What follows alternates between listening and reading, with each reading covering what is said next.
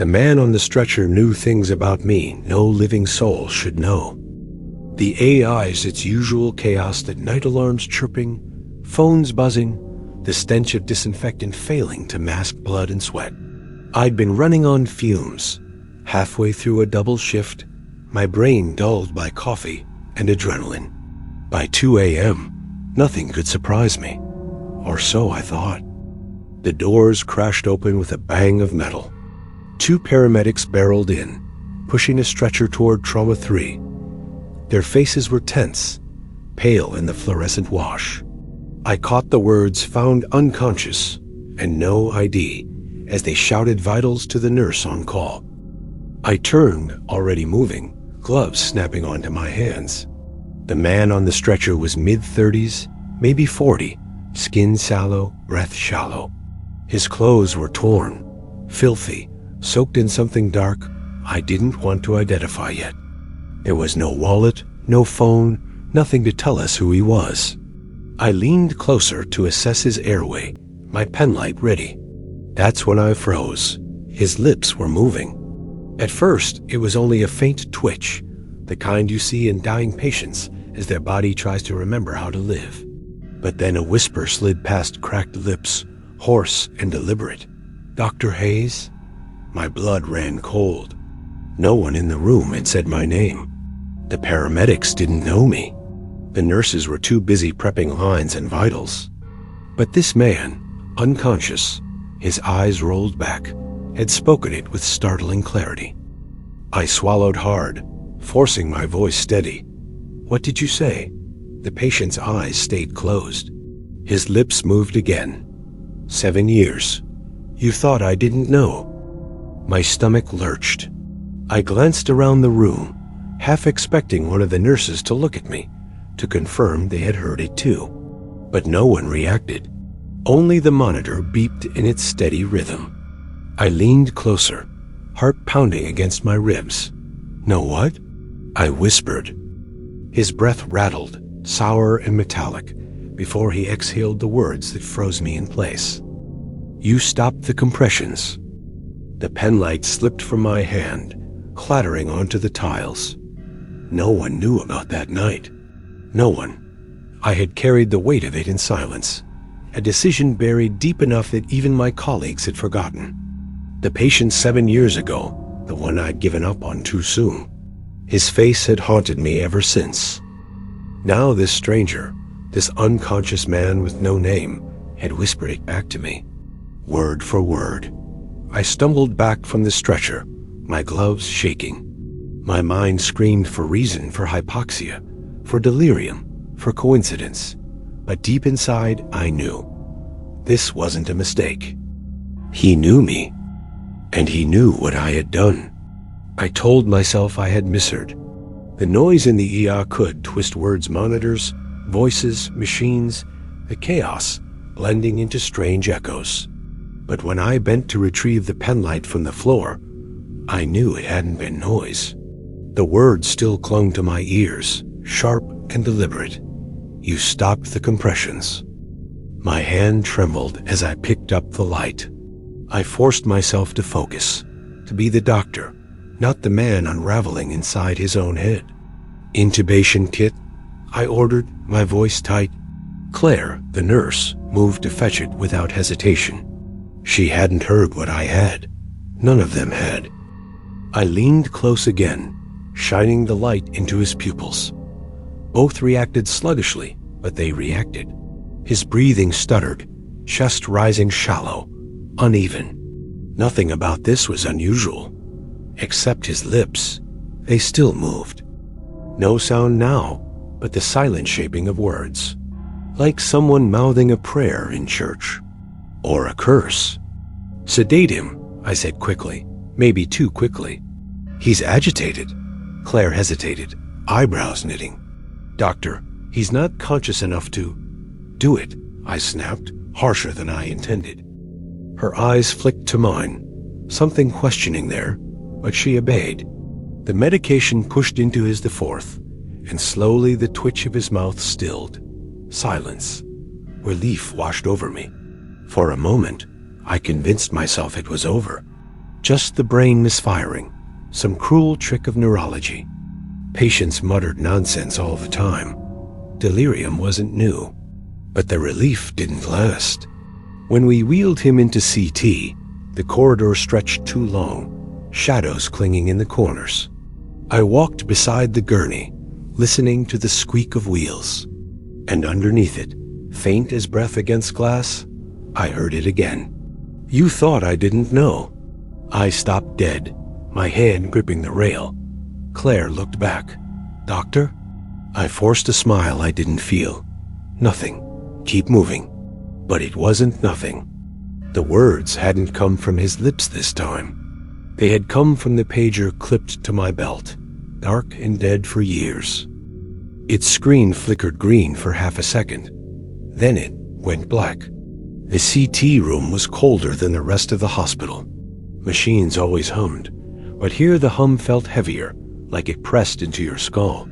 The patient lay motionless as we transferred him onto the table, his chest rising and falling in that shallow, jagged rhythm. I tried to keep my eyes on the screens, to be the professional I was trained to be, but my gaze kept slipping to the pager clipped at my hip. It was impossible. That pager hadn't been used since administration retired the system. I'd thrown it into a drawer in my office and forgotten about it. Yet there it was, attached to me tonight as though I'd never let it go. I pulled it free. The display was black, lifeless. My thumb brushed the worn plastic buttons, half expecting them to crumble. Nothing. Then, just as the CT scanner roared to life, the screen flickered. Green light bled across it in jagged blocks of text. 7 years ago, room 5, you stopped, my stomach hollowed. I pressed the pager to my chest, hiding it from Claire and the techs. This wasn't possible. It wasn't real. Devices don't remember what you bury. The patient groaned on the table, his head twitching against the restraint. His lips parted. A whisper scraped out, perfectly timed with the words on the pager. You stopped the compressions. The CT scanner clanged, its rotation drowning out my heartbeat. I staggered back, the pager still glowing in my hand. Claire glanced up. Doctor, are you all right? I forced my jaw to work. Fine, just tired. But I wasn't tired. I was unraveling, because I remembered room 5. A man stabbed in the chest, a fight to keep him alive dragging on past reason. Nurses urging me to stop, to call it, and me frustrated, drained, letting go too soon. I'd written the time of death myself. I hadn't spoken of it in 7 years. No one had. And yet here it was, flashing on a dead pager and whispered by a nameless man. The scan ended with a mechanical whine. The patient's body slid out, pale under the harsh lights. His eyes were still closed, but his mouth twitched upward, the faintest shadow of a smile. The pager buzzed again, harder this time. Not forgotten. We wheeled him back from CT in silence. My ears rang with the hum of the machine, but louder than that was the pulse of the pager in my pocket. I didn't dare look at it again. I kept my hand pressed to it, as if I could smother whatever message it still carried. Back in Trauma 3, the nurses set him up on the monitor. Vitals weak but steady. His chest rose shallow, his face slack, his lips parted just slightly. I told myself he was still unconscious. That sedation had pushed him under. But then his head turned toward me, slow, deliberate. His eyes opened, not rolled back or glassy with drugs focused, sharp. They locked on me with a clarity that froze my breath in my lungs. Dr. Hayes, he said. Not whispered, not delirious. Spoke, calm, certain. Claire looked up from the floor, startled. He's awake? I swallowed, my throat dry as sandpaper. That's not possible. But it was happening. His gaze never left mine. You thought I didn't know, he said. Claire frowned. Know what? He ignored her. His lips curled into a faint, broken smile. 7 years, room 5. My knees nearly buckled. The words hit like a scalpel to the chest. Claire's head whipped toward me, confusion in her eyes. She didn't understand, but I did. I tried to steady my voice. You need to rest. Don't try to speak. His breathing hitched. His voice cracked into a rasp, but the words came anyway. You stopped the compressions. I felt it. I felt you. Give up.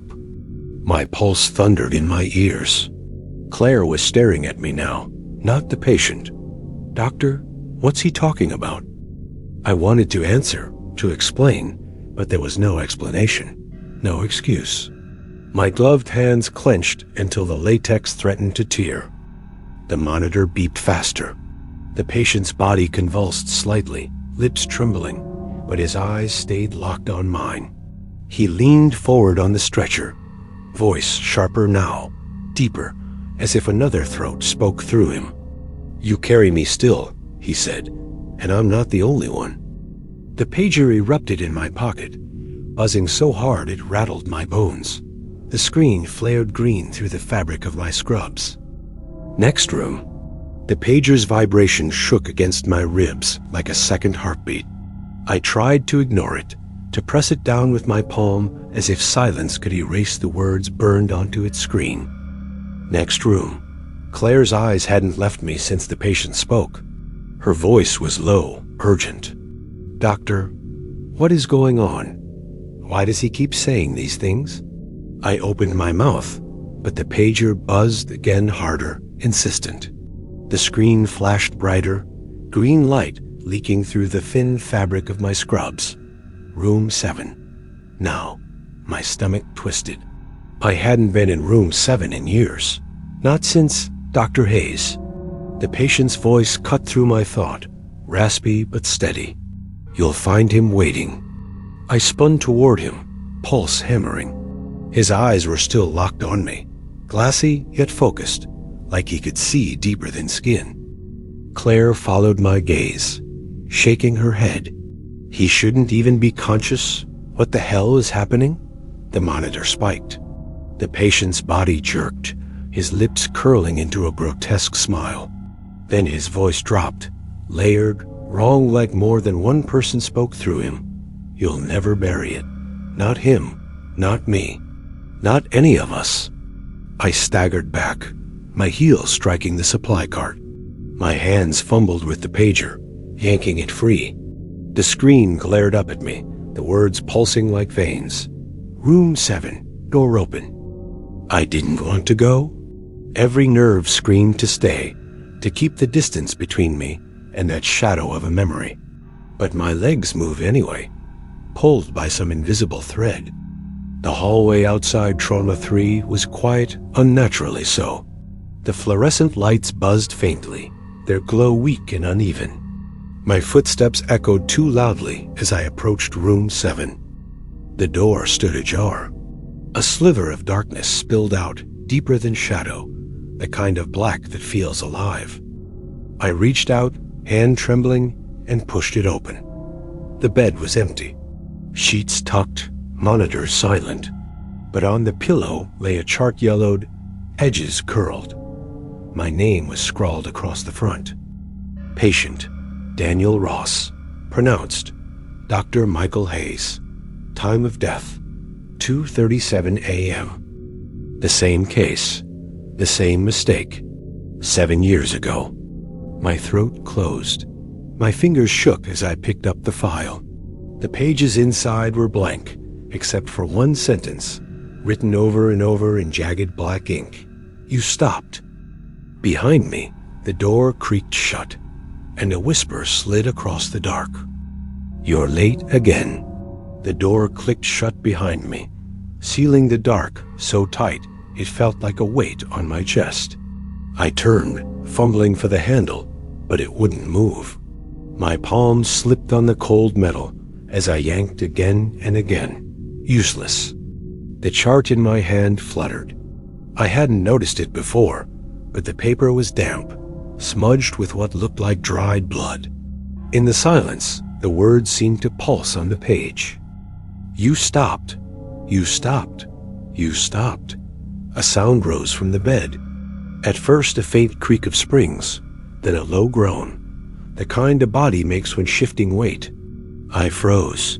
The bed was supposed to be empty, but it wasn't. The sheets bulged, slow and deliberate, as if something was sitting up beneath them. My breath came in short, sharp gasps. I stumbled back until my shoulders hit the wall. The air grew colder, each inhale burning like ice. The sheets slid away. A man sat up, his face hidden in shadow. His voice broke the silence, hoarse and unmistakable. 7 years. Room 5? You thought I didn't know. My knees nearly gave way. No, I whispered. You're not here. You're dead. The figure leaned forward, his eyes catching the faint glow from the pager in my hand. They weren't his eyes. They were mine staring back at me, accusing, furious. You stopped, he said, lips curling. And now you carry us all. The pager shrieked. My hand shook so violently, I almost dropped it. The screen scrolled new words, faster than I could blink. Cycle expanded. Trauma 3. ICU. Pediatrics. Allel rooms active. The hospital groaned as though it heard, the floor shuddering beneath my feet. Distantly, monitors and alarms erupted in unison, shrieking with the same impossible rhythm. Flatline. Spike. Flatline. Spike. The figure on the bed stood. His face came into the light. Daniel Ross. His chest wound glistened, black blood dripping onto the tile. You'll resuscitate forever, he whispered, one patient at a time, until none of you are left. The door burst open behind me. Claire stood in the frame, eyes wide, her voice trembling. Doctor, who are you talking to? I turned, pointing at the bed, but it was empty again, sheets neat, room silent. Only the chart in my hands remained. Its pages were blank now, save for one line scrawled in jagged ink. She will see next. Claire's eyes flicked to the paper, and for the first time, I knew she saw it too. Claire's face drained of color as her eyes locked on the chart in my hands. For a moment I thought she'd deny it, insist it was a trick of exhaustion. But her lips parted, and the words slid out like a prayer. Doctor. It moved. Before I could respond, the pager shrieked. Green light washed across both of us, spilling words onto the walls, as if the plaster itself had become a screen. You stopped. She will see next. Claire gasped and stumbled back, clutching the doorframe. This isn't possible. I saw the paper change. I saw. Her voice cracked into silence. She was listening. At first, I thought it was just me again, the whisper, soft and venomous, threading through the air. But the way her eyes widened told me she heard it too. You thought I didn't know, the whisper rasped. Claire turned sharply toward the bed. The sheets were moving again, rising and falling as though something invisible shifted beneath them. Doctor, she whispered. There's someone. The bed snapped upright. Daniel Ross sat there once more, his skin ashen, chest wound open and glistening, eyes black pits of accusation. Claire screamed.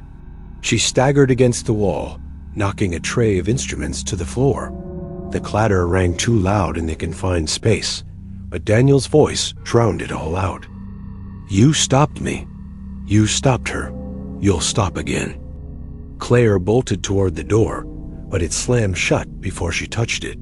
She beat her fists against the steel, her cries echoing in the tiny room. Help! Somebody help! Daniel rose from the bed, bare feet smearing black blood across the tile. His eyes shifted from me to Claire. She sees now, he said. His voice came in layers, one the broken rasp of a dying man, the other something deeper, older, impossible. She carries it too. Claire spun back, shaking her head furiously. No, I didn't do anything. I didn't stop anyone. The pager buzzed, the screen flashing faster. Cycle spreading. Claire, active. I reached for her, trying to steady her hands as she pounded the wall. Claire, listen to me. Don't let it in. But Daniel's face split into a grin, his teeth black and sharp. It's already hers. The lights flickered, then blew out. And in the dark, Claire's scream twisted into a whisper that wasn't hers. You stopped. The dark pressed in, so complete I couldn't see my own hand. But I could hear Claire's breathing ragged, desperate, just a foot away. I reached for her arm, needing to anchor myself in something human. Her hand found mine. Cold, too cold. Claire, I whispered, stay with me. It's not real. Don't listen. Her grip tightened until my knuckles cracked. Then she spoke, voice trembling but wrong, like it didn't entirely belong to her. You thought I didn't know. My stomach dropped. The words weren't hers. They belonged to Daniel, forced through her mouth. I shook her by the shoulders, panicked. Claire, fight it. It's not you. Her head jerked back, eyes wide and unfocused. For a second, I thought she was gone. Then her pupils fixed on me, wet with terror. Doctor, he's in me. I can hear him. He's inside. The pager buzzed violently, green light cutting through the dark. Claire, active. Cycle duplicated. No, I breathed, not her too. Claire clutched her temples, collapsing to her knees. Her scream rattled the walls, echoing like glass breaking. Then, just as suddenly, she went silent. The overhead lights flickered once, dimmed, then surged back. Claire was kneeling on the floor, her hair clinging to her sweat-soaked face. But she wasn't looking at me anymore. She was staring straight ahead at the bed at Daniel, standing there with that same carved grin. And she whispered in unison with him. You stopped the compressions. Her voice overlapped his perfectly, the harmony so precise it froze my blood. I staggered back, nearly tripping over the tray she'd knocked down earlier. No, this isn't her. This is you. Daniel's gaze snapped to me, and Claire's did two sets of eyes, one gaze. Now you both carry me, they said together. The pager's screen flared, brighter than before, scorching hot in my hand. Cycle locked, 2 entries confirmed. The hospital groaned around us, alarms blaring in every wing. Machines screamed in unison. And deep down, I knew the truth. Claire was mine to protect, but now she was trapped with me. And Daniel had no intention of letting either of us out. Claire's lips trembled as if she were trying to speak on her own, but the words that emerged weren't hers. They were too deep, too jagged, carrying the weight of ice and rot. You stopped me once, Daniel said through her mouth. You won't stop me again. Her hands jerked at her sides, fingers curling like claws. She tried to resist. I saw it in the way her eyes flickered, pleading, wet with terror, but her body moved like a puppet tugged by cruel strings. She rose to her feet slowly, each joint stiff, her gaze locked on me. Claire, it's not you, I whispered, edging back toward the wall. Fight him. Don't let him in. For a moment, her pupils widened, her own voice breaking through in a raw cry. Doctor, help me. Then her head snapped to the side with a crack, and Daniel's grin spread across her face. She's mine now. The pager screeched in my hand, hotter than fire. I nearly dropped it. On the screen, words burned into green light. Vessel secured.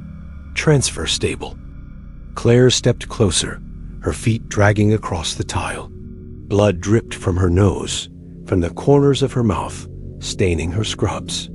She tilted her head, mimicking Daniel's old wound, the gash opening across her chest, not physically, but as a shadow, a dark stain that spread like rot beneath her skin. You can join her, she said, Daniel's voice rumbling through hers. Or you can watch her die.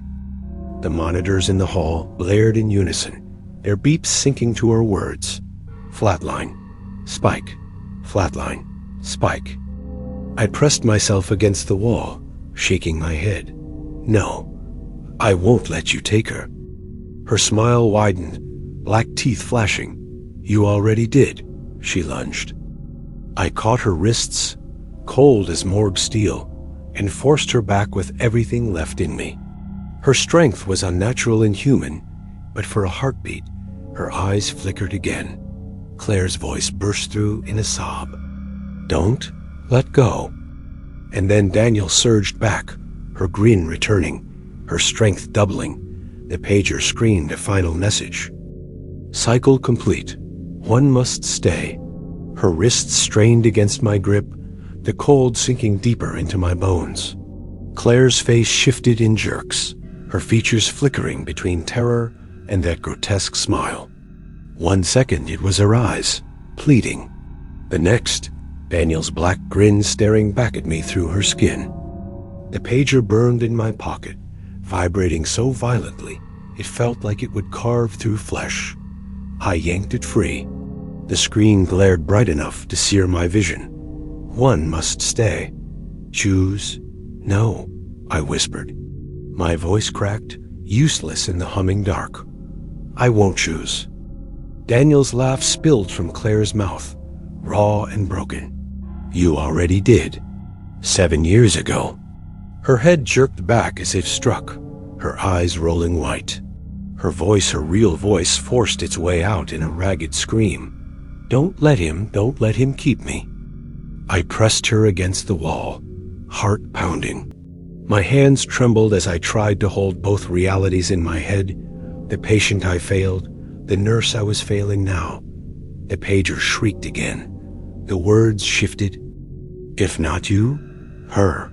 Claire convulsed, her body seizing beneath my grip. Blood bubbled at her lips, staining her teeth. Daniel's voice cut through, mocking. You couldn't save me. You won't save her. The hospital itself seemed to shudder. Alarms blared down every hall, lights dimming, machines sinking into the same deadly rhythm. Flatline. Spike. Flatline. Spike. I looked down at the pager, the words hammering at me in relentless green. My chest heaved, lungs burning, as the truth cornered me. This was no longer about medicine. No compressions, no shock, no code could change the outcome. Daniel had twisted the rules into his own cycle, and the cycle demanded balance. One must stay. Claire's eyes flared wide, her voice tearing free for a last desperate moment. Doctor, please don't let it be me. Daniel's grin split across her face once more. It will be. The pager beeped, a final verdict scrolling across its screen. Decide now. And in that instant, I understood the nightmare's cruelest truth. My choice wasn't who to save. It was who to sacrifice. The green glare of the pager seared into my vision until I could barely see Claire's face. The words scrolled mercilessly across the screen. Decide now. Her body writhed beneath my grip, her features jerking between herself and Daniel. One moment she was the terrified nurse who had stood beside me through countless shifts. The next she was the man I had abandoned 7 years ago, his grin carved like a wound into her skin. Choose, Daniel hissed, his voice spilling from her throat. You left me once. Will you leave her too? Claire's eyes flickered with life for just a heartbeat. Her voice forced itself through clenched teeth. Don't let him take me. The pager shrieked louder. The walls vibrated with it, the entire hospital groaning like a living thing. Alarms bled together into one endless tone. Flatline. Spike. Flatline. Spike. I tightened my hold on her wrists. Then take me? I spat, my voice raw. Take me instead. Daniel's grin widened through her face. So eager to die now? Where was this mercy before? The pager's screen shifted. Confirm. You. Claire's body convulsed once more. Her lips parted, and Daniel's voice cut through. "Then step inside, Doctor." The room shuddered. Behind me, a drawer slid open in the wall where no drawer had ever been before. Drawer 17B, yawning black, cold spilling out in clouds that frosted the tiles. The pager buzzed its final command. "Enter." I released Claire. She collapsed to the floor, gasping, her skin already warming, color returning to her cheeks. She was free at least for now. My legs moved on their own, pulling me toward the gaping drawer. The cold licked my ankles, climbed my calves, dragged at my chest. Every instinct screamed to turn back, to fight, to survive. But my choice was made. I stepped inside. The drawer closed with a metallic slam. Darkness swallowed me. The last thing I heard was Claire sobbing my name and Daniel's laughter, echoing from both sides of the door. Darkness closed over me like a coffin lid. I expected silence, but the drawer was not silent. It breathed. Each inhale rattled like old lungs. Each exhale carried the copper tang of blood and frost. I raised my hands to feel the walls. They weren't metal. They were soft, damp like skin stretched too tight over bone. The surface pulsed faintly beneath my fingers, alive. A glow appeared ahead. Sickly green, the color of the pager's screen. I followed it, my shoes sinking into something that squelched with every step. The light grew until it revealed a corridor lined with drawers, just like the morgue. Each one bore a tag, scratched with names I recognized. Names of patients I had lost. One slid open as I passed. Inside lay the old man who had coded 3 winters ago. His chest was still bruised from compressions. His lips blue. His eyes snapped open. "You stopped." Another drawer rattled, then opened. A child, burned and broken, her tiny hands reaching out. "You let me go." One by one, the drawers pulled themselves open, spilling bodies onto the floor. Each face I knew, each voice accusing. The whispers rose into a chorus, building into a roar. "You stopped. You stopped." My knees buckled, palms pressed to my ears. I tried. I screamed into the dark. I tried to save you. The ground cracked beneath me, a frozen lake splitting into jagged veins.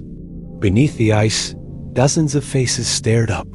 My faces, pale, lifeless versions of myself, eyes open and glassy. From the far end of the corridor, Daniel emerged. His wound gaped wider, ribs visible, blood dripping onto the cracked floor.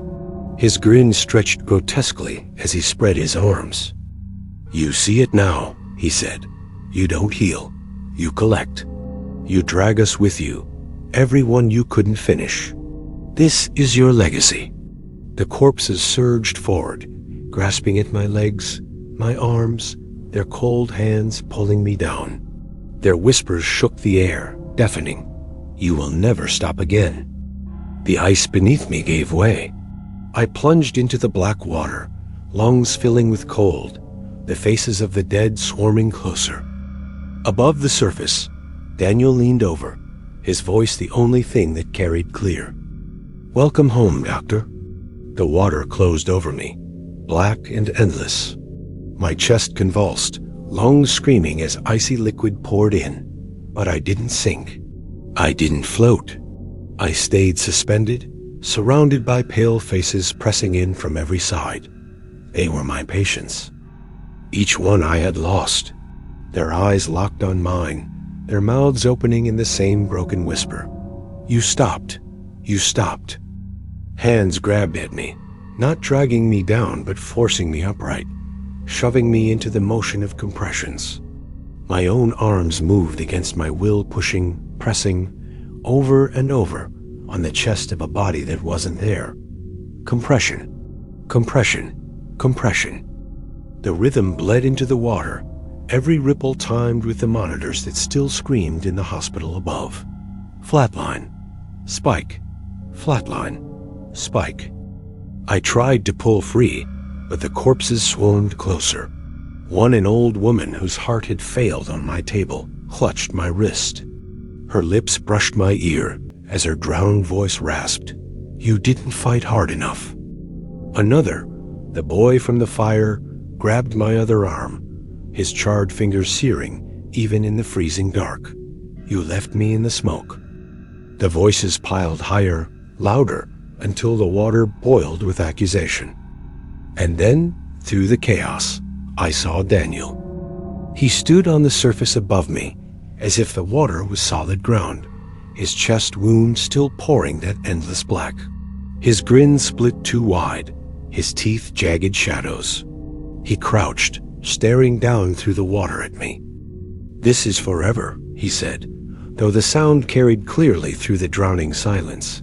"You resuscitate, you fail, over and over, until you understand." My arms kept slamming down in the rhythm, my body locked in the endless cycle. My own reflection floated beneath me, pale and glassy-eyed, chest caving under my compressions. I was both doctor and corpse, trapped in roles that never ended. I screamed into the black water, bubbles ripping from my throat, but they formed words I hadn't chosen. "You stopped." Daniel laughed. The sound shook the water, cracked the ice above, and more faces spilled through, flooding the abyss with the endless dead. And for the first time, I understood the cruelest truth. It wasn't just Daniel. It was all of them. Dr. Hayes. Claire's scream cut through the chaos of Trauma 3. She was on her knees beside me, her hands pressing into my chest, but my body wasn't responding. My skin had gone gray, lips blue. The monitor screamed a flatline that refused to change. She pressed harder, tears streaking down her face. "Come back, please." But I wasn't there, not really. She could see it the way my eyes, half open, weren't glassy but focused. They stared at something beyond her, unblinking, trapped in a world she couldn't reach. The room shook again. Frost crept across the tiles, spreading from the walls like veins. The overhead lights flickered, sputtering out one by one, until only the glow of the monitor remained, painting my still body in sickly green. Claire glanced at the door, desperate for help. But the hallway was wrong. Too dark, too quiet.